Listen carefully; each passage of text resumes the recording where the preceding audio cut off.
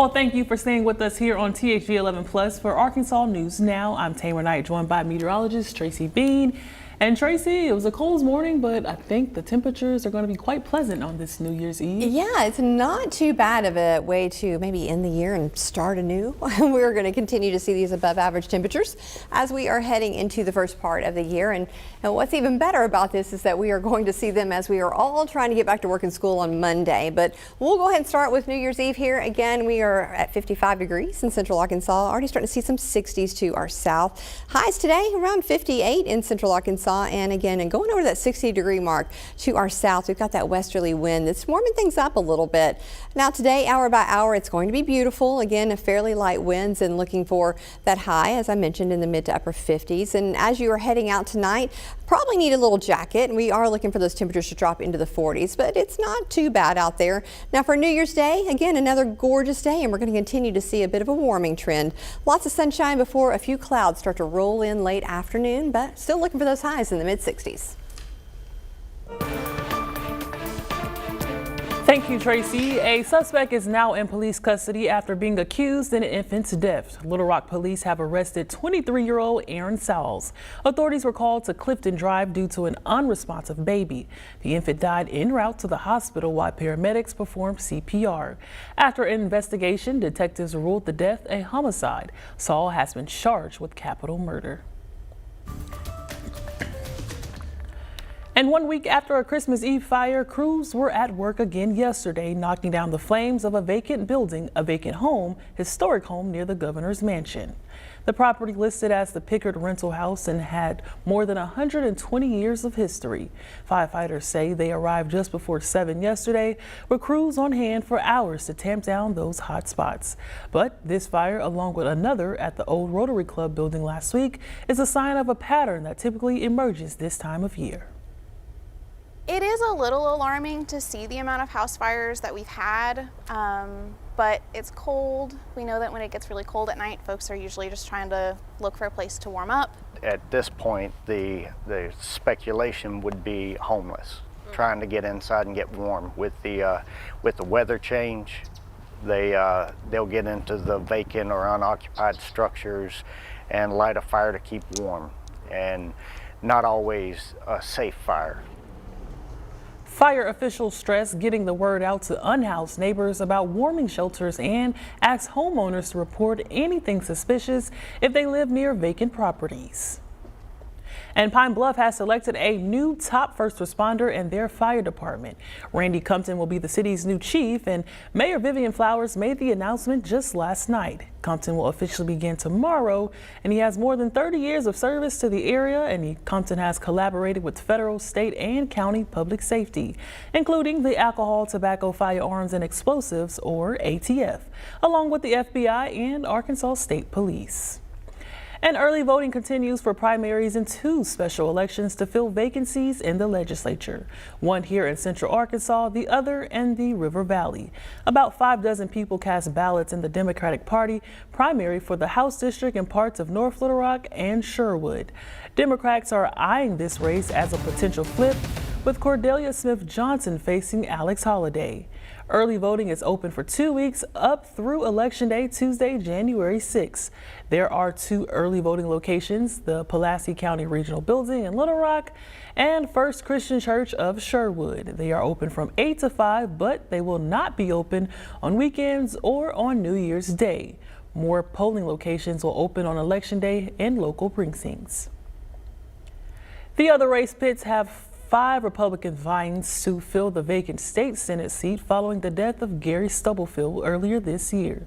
The winner will face independent Adam Watson in March, and all of the candidates say they are opposed to locating a proposed 3,000-bed prison in Franklin County in that district. For info on both races, head to our website at thv11.com. And we turn now to allegations of fraud concerning Minnesota childcare centers, this leading to payment freezes across the state with an investigation underway. A YouTuber, Nick Shirley, is being accredited to posting videos about an empty daycare receiving tax money. CBS News' Jonah Kaplan has more. Intrepid journalists have made shocking and credible allegations of extensive fraud in Minnesota's childcare programs. The widely circulated video from YouTube influencer Nick Shirley purportedly showed empty daycare centers in Minnesota that received millions in federal funds. The U.S. Department of Health and Human Services is now freezing payments to all child care centers in the state while they investigate those claims.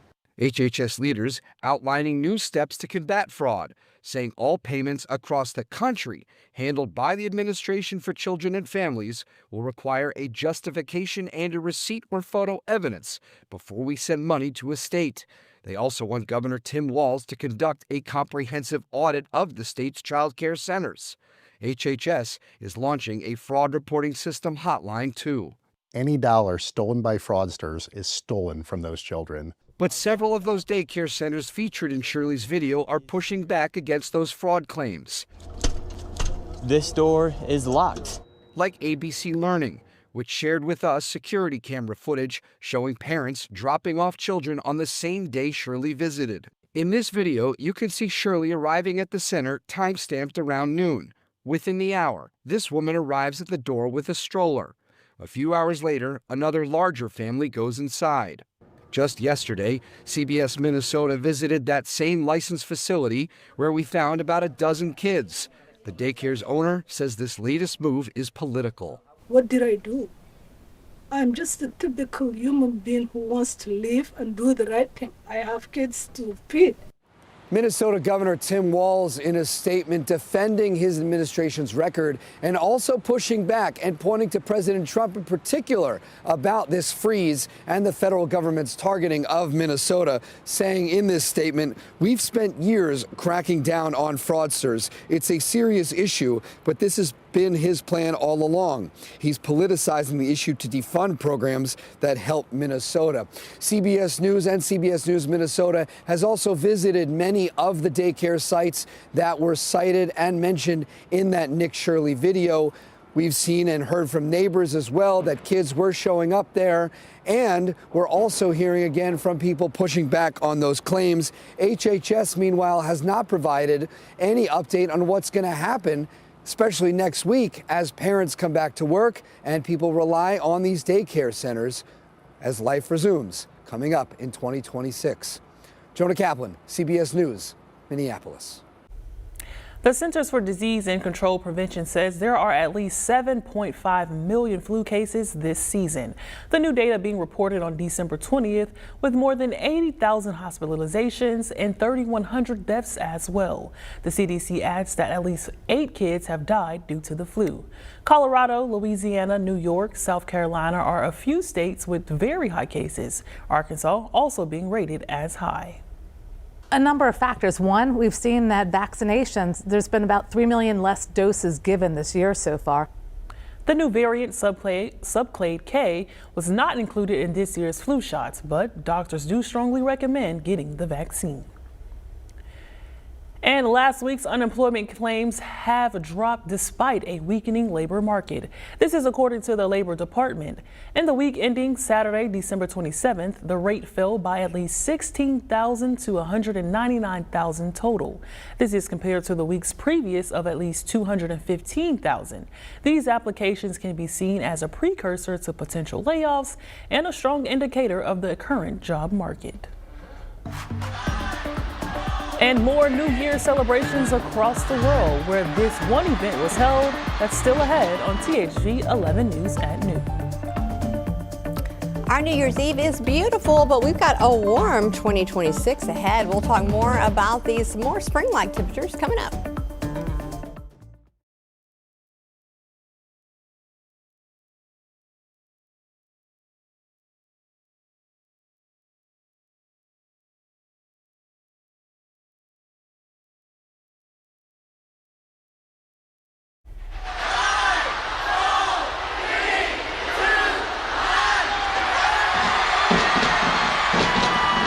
Well, it's already the new year across the globe. Millions in New Zealand bid farewell to 2025 with the fireworks show on the country's tallest building, Sky Tower. South Pacific countries are the first to enter the new year, celebrating a full 18 hours before the famous ball drops tonight in New York City. Tracy, have you ever seen the ball drop in New York City? I have not, and I will Same. never, because that's crowds. No, thank you. That was not the response I was No. expecting to get. Yeah, I am more about watching it at home. Actually, I'm asleep at home, usually Well. at midnight. I might be the most boring meteorologist in town. Let's just say that. Well, I will say I've been to New York, but seeing the ball drop is definitely on my bucket Yeah, I've been in list. New York, been to Times Square, and that was crazy enough, and I enjoyed it, but I was glad to get back home. Yeah, it's busy. Yeah, it is very busy. Now, the good news is if you are going to be out and about, I will be asleep tonight at midnight. But if you are going to go out, I have just the perfect forecast for you. We are going to, again, see a beautiful day. As you can see, it's nice outside, and we're going to have an even nicer New Year's Eve. So go out and celebrate and have a great time. Temperatures will be in the 50s around 6 p.m., and then they'll start to fall as that ball drops as well. And by midnight, we're looking at those low 40s. So not too terribly cold, but certainly we'll need a jacket as you are heading out. So let's talk about, again, this high pressure to our south. We're still seeing more of a westerly flow. Not a lot of activity going on. It's been a pretty calm and quiet forecast, and temperatures will be above average for the next really 10 days or so. We're keeping an eye on that, but not a lot of cloud cover either across our region. Just kind of nice and quiet. Now, what wasn't nice and quiet was December's temperatures. They were all over the place. And let's take a look. We started out on Monday, again, December 1st. We're like, okay, yeah, winter's here, 35 degrees, 38 on the 2nd. And we kind of meandered around there, but then we started jumping up into the 60s. We meandered 50s and 60s, and then we just decided to go full 70s for that holiday week of Christmas. So we've had everything from those mid 30s to almost 80 degrees across the state. Now, as we're wrapping things up, we are looking at temperatures being a bit cooler, but overall, again, things are going to get a little bit better as we're heading through the weekend. Currently, it is 55 in central Arkansas and a few 40s just to our extreme north, but we're all starting to see those 60s later this afternoon, or at least getting very close to it. Winds will be fairly light today, so overall not a lot of activity going on there, and that'll make for a nice New Year's Eve. Now for New Year's Day, we're going to start to wake up and again be a bit warmer. Today when we woke up, we were about 6 degrees warmer than we were yesterday, and that's just kind of been the trend for the last few days. We're going to still see those light winds and also see that high again in those low to mid 60s for that first day of 2026, so not too bad. Now as we're heading into the afternoon and evening, we'll start to see those clouds begin to build, and that's going to set things up for potential for maybe a few showers for a few of us. Not many, but a few of us as we're heading into Friday. But also want to talk about these above average temperatures. 50 is where we usually are, and we're going to stay well above that, although we'll dip a little bit with that frontal boundary that's pushing through and giving a little bit of rain, a little disturbance. But overall, there's really not even a lot of rain headed our way, and we desperately need that rain. Now, as we're heading through the next, again, couple of days, we're going to start to see those clouds building in, as I mentioned, for later on Thursday. And there's those little just drops of rain. Now, northern Arkansas could see a little bit more than the rest of us, but there is a ton of drought conditions around the state. So if you are going to, again, use those fireworks tonight and through the weekend, make sure you are being extra safe. That 7-day forecast, though, if you're talking about a great forecast to kick things off for the year, looking pretty good with those highs remaining in the upper 50s and lower 60s. Well, thank you, Tracy. From the depth of the penny to record-breaking market values, CBS' Jared Hill recaps the biggest business stories of 2025. It was a wild ride on Wall Street. The markets briefly crashing in April amid tariff uncertainty, but finishing near all-time highs by year's end. The main driver, big tech, betting billions on artificial intelligence. Silicon Valley chipmaker NVIDIA became the first publicly traded company to surpass the $4 trillion mark valuation. NVIDIA is now worth almost $900 billion more than Apple. A rash of corporate layoffs hit companies including Amazon, Microsoft, and Meta. Target, UPS, and Starbucks thinned their ranks too. The tightening labor market prompted the Federal Reserve to cut its benchmark interest rate 3 times this year.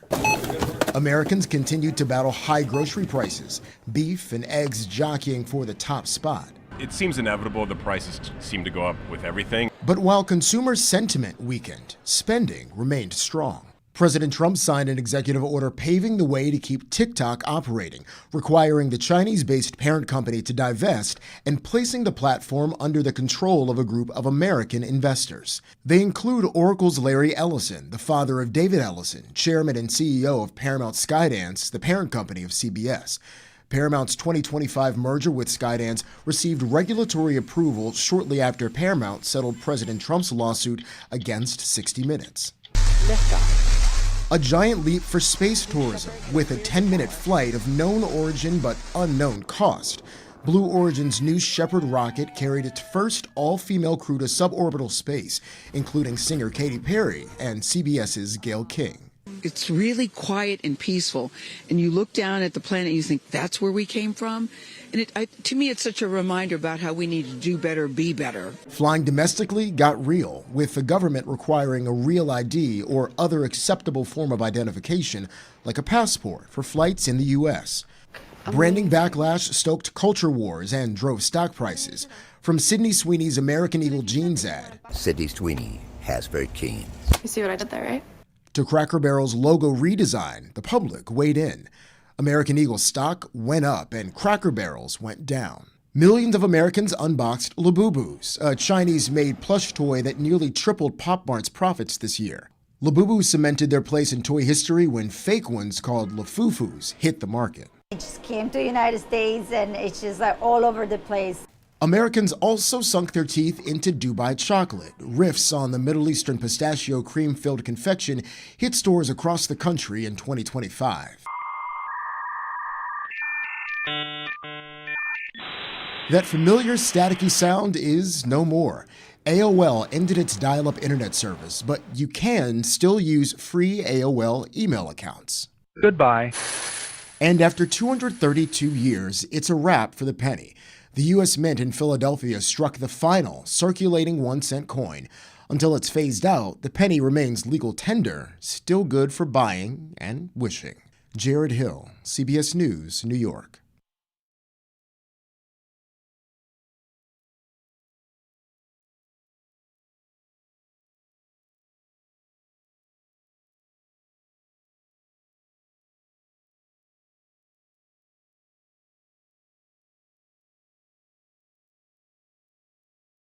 The THV 11 Sports Desk, sponsored by your Central Arkansas Hyundai dealer.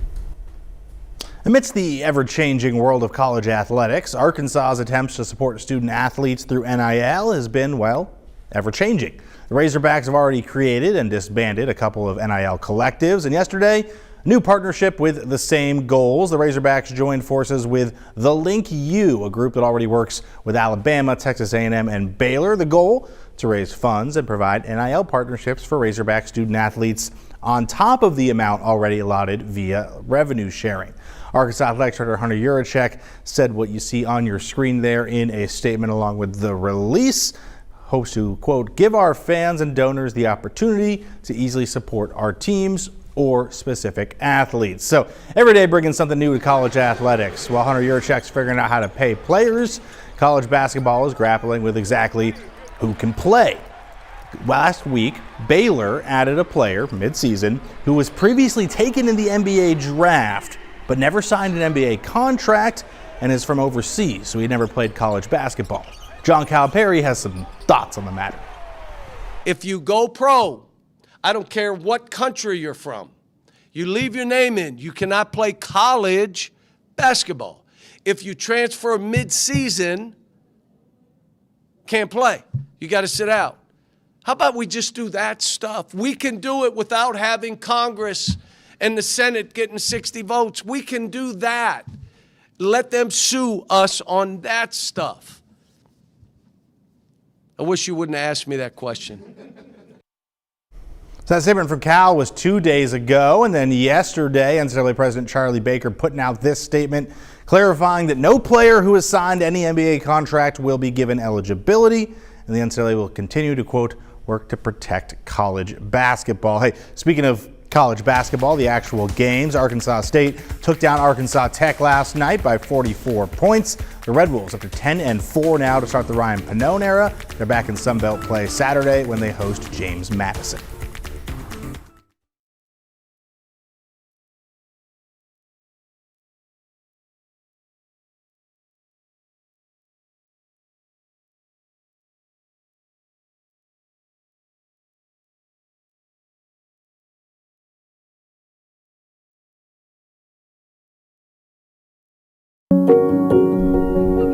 There is no better place in the nation's capital to reflect, which is why we came here with a question. In 2025, what gave you hope?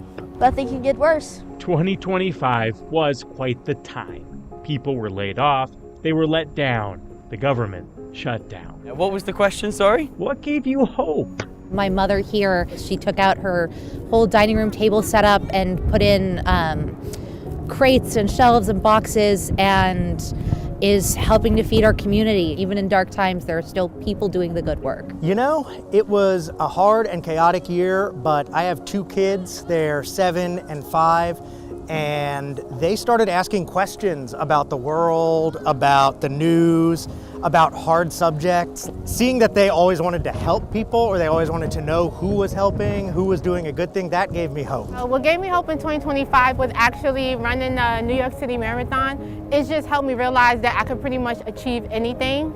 So that gave me hope, especially after losing my father in 2024. I'm from Germany, so similar to the US, we also have our political differences in society, and I met a few new people this year who I was able to talk about politics and also find agreement. What gave me hope in 2025 is probably have to say meeting my girlfriend. We met like early, was it July, June this year, and I probably had no motivation really to travel or really do anything, but after I met her, it's motivated me to come out here and spend the rest of my life with her. All of those answers finally led us to Ryan Bertrand. Hope, I guess.